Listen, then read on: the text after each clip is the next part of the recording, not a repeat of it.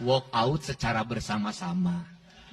Tokoh spektakuler kita yang sangat populer di antara politisi DPRD Provinsi Jawa Barat, Bapak Ono Surono. Saya sudah tahu Pak Ono, kontrak-kontrak medianya sudah banyak nanti ke depan.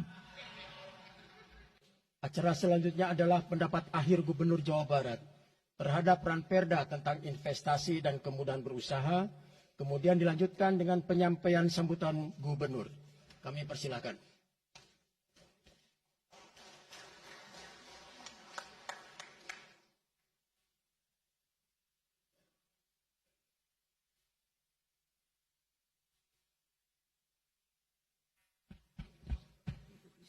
Assalamualaikum warahmatullahi wabarakatuh. Sampurasun. Rampes. Yang saya hormati Ketua DPRD Provinsi Jawa Barat yang mulia Bapak Buki Wibawa, para wakil ketua Bapak Iwan Suryawan, ini tokoh politisi yang begitu kalem saat ada interupsi. Bapak M.Ki. Iswara, ini politisi yang tampan selamanya tapi tidak pernah nakal. Dan tokoh spektakuler kita yang sangat populer di antara politisi DPRD Provinsi Jawa Barat, Bapak Ono Surono. Saya sudah tahu Pak Ono, kontrak-kontrak medianya sudah banyak nanti ke depan. Kemudian juga Bapak ini sebentar lagi akan berangkat haji, Bapak Kiai Haji Acep Jamaluddin. Terima kasih.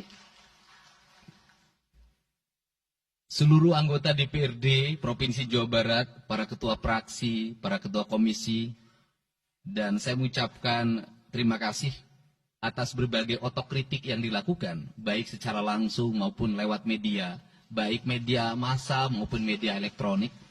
Dan itu menunjukkan bahwa di Provinsi Jawa Barat ada terjadi dinamika politik yang luar biasa.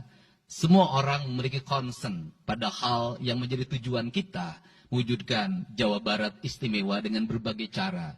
Tugas DPR adalah bicara, itulah tugas DPR.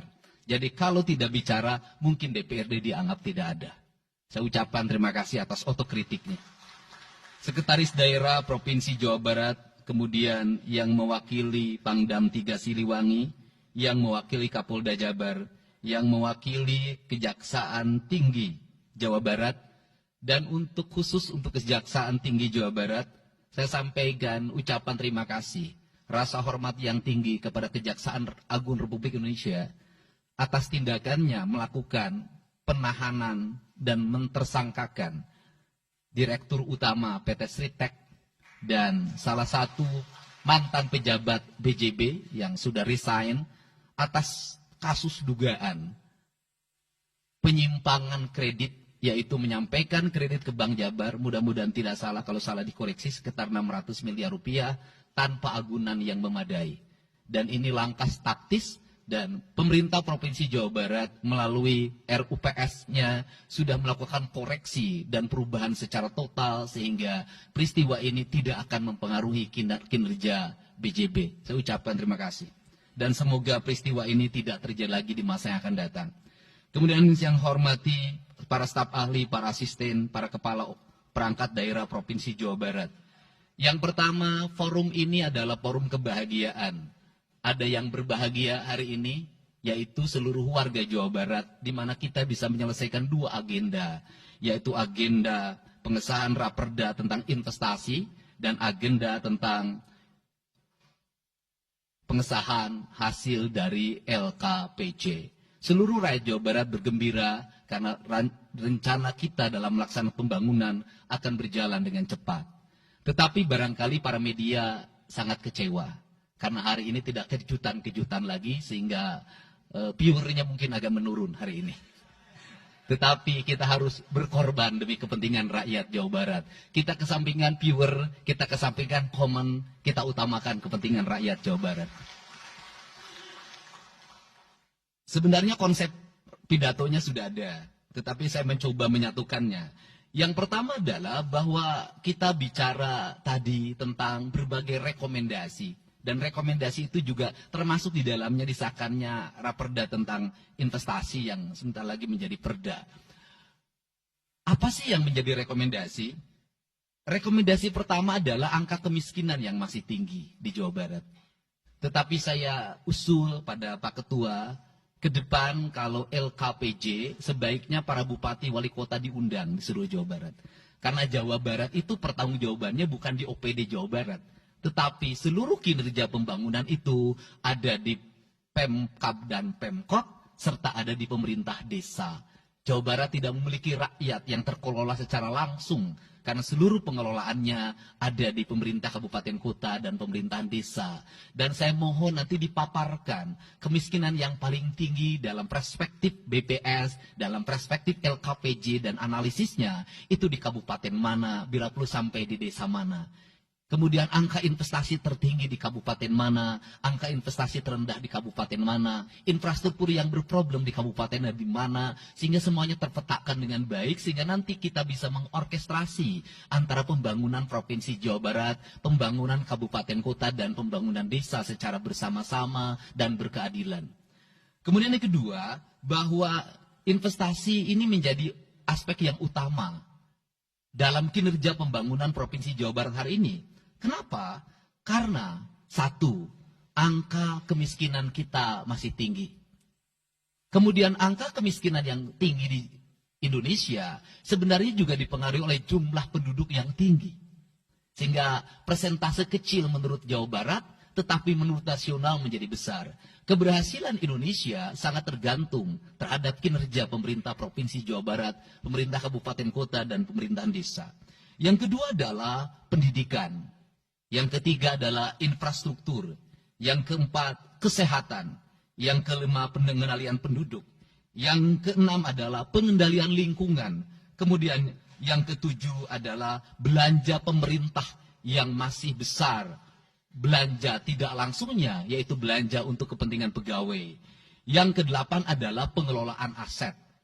Seluruh rangkaian yang menjadi rekomendasi ini adalah tugas kami untuk meneruskan rekomendasinya. Tetapi yakinlah bahwa apa yang kami lakukan selama ini, langkah-langkah yang seringkali kontroversi, langkah-langkah yang seringkali dianggap one man show, langkah-langkah yang seringkali dianggap terlalu sendiri dan terlalu konten, sesungguhnya adalah langkah-langkah menyelesaikan ini semua. Saya memberikan contoh. Kalau saya melakukan operasi terhadap penutupan galian C, penutupan areal-areal pelanggaran terhadap lingkungan, kalau saya mengkoordinasikan terlebih dahulu dengan jajaran saya, bisa jadi operasi saya gagal.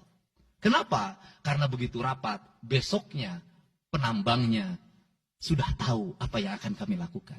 Sehingga kejutan-kejutan itu dilakukan untuk memberikan efek kejut. Dari efek kejut itu melahirkan viral. Dari viral itu melahirkan atensi yang pada akhirnya hari ini Jawa Barat, seluruh penambangan liar bisa diselesaikan secara hukum dan Kapolda memberi atensi yang sangat tinggi.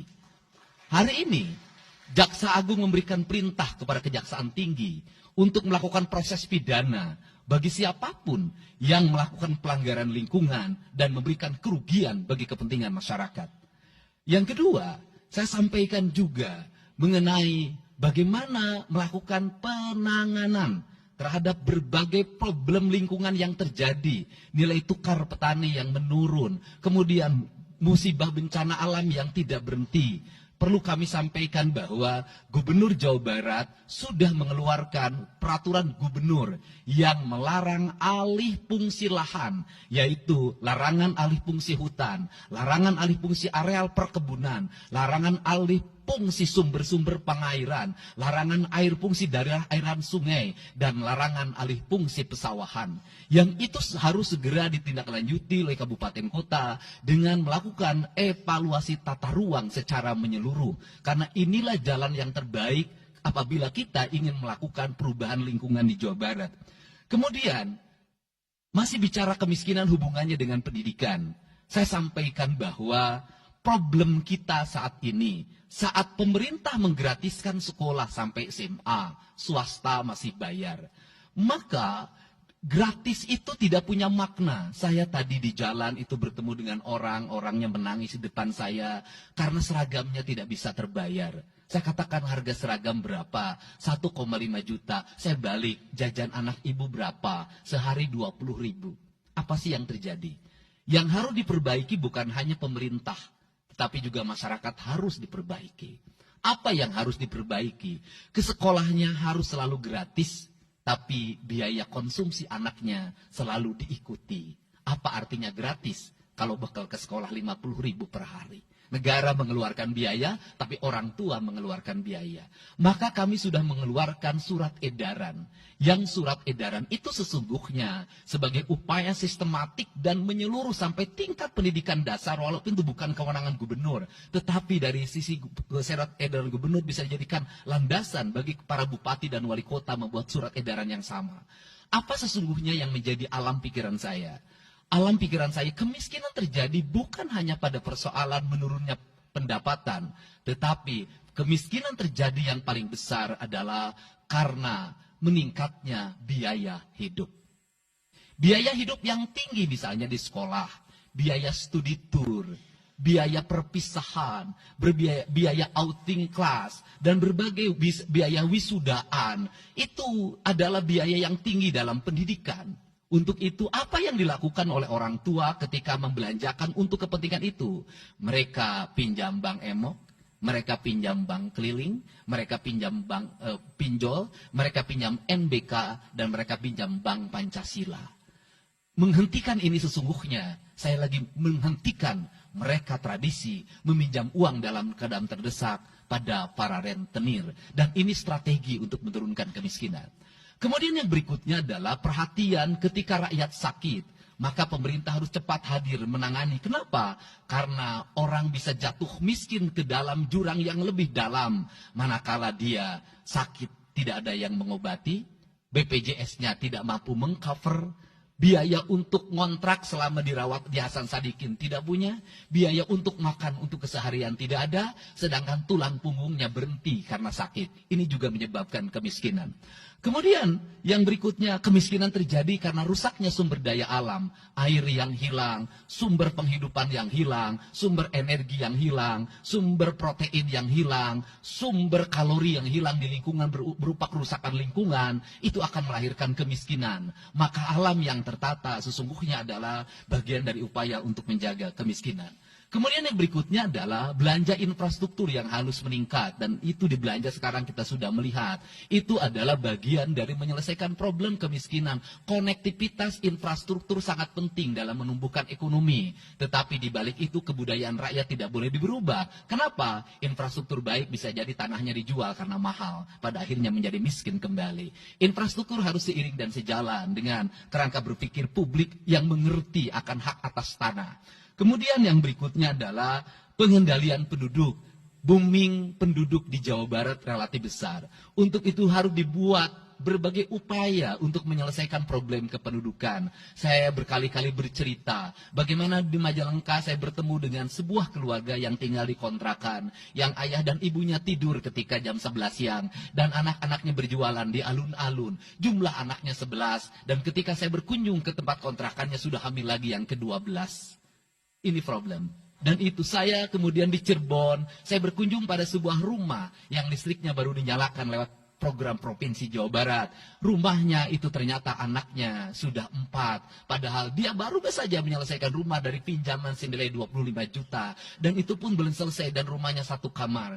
Ketika keluar dari rumah itu saya bertemu dengan seorang bapak yang meminta kepada saya untuk ber-KB. Anaknya sudah 7. Dia tak mau lagi untuk anak yang ke-8. Saya katakan bahwa jumlah anak sangat identik dengan problem kemiskinan. Betul, kemiskinan tidak akan bisa diselesaikan dengan hanya mengatur kelahiran, tetapi setidaknya pengaturan kelahiran adalah bagian dari untuk menekan angka kemiskinan. Dan yang terakhir adalah dari seluruh rangkaian ini adalah belanja pemerintah harus menjadi stimulus bagi kepentingan masyarakat.